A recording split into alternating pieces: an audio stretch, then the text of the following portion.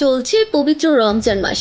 বাংলাদেশে ইতোমধ্যে 11টি রোজা সম্পন্ন হয়েছে, আর সৌদি সহ মধ্যপ্রাচ্যের দেশগুলোতে পালিত হচ্ছে 12তম রোজা। এর মধ্যেই সংযুক্ত আরব আমিরাতের দুবাই জ্যোতির্বিদ্যা গ্রুপ এবারের ঈদ উল ফিতরের সম্ভাব্য তারিখ ঘোষণা করেছে।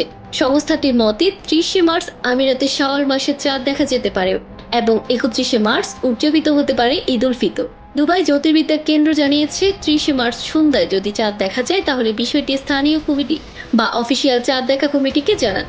ঈদের চাঁদ দেখার প্রবল সম্ভাবনা রয়েছে, ফলে 31শে মার্চ ঈদ উদযাপিত হতে পারে। মধ্যপ্রাচ্য ভিত্তিক সংবাদ মাধ্যম খালিদ টাইম জানিয়েছে, সংযুক্ত আরব আমিরাতের চাঁদ দেখা কমিটি 29শে মার্চ শাওয়াল মাসের চাঁদ অনুসন্ধান করবে। ওই দিন দেশটিতে রমজানের 29তম দিন থাকবে। যদি চাঁদ দেখা যায় তবে রমজান হবে 29 দিনের, আর যদি না দেখা যায় তাহলে 30 দিন পূর্ণ হবে। এবার রমজান 30 দিন হলে আমিরাতের নাগরিকরা ঈদে 5 দিন ছুটি উপভোগ করতে পারবেন। তবে চাঁদ দেখার উপরই নির্ভর করছে চূড়ান্ত সিদ্ধান্ত।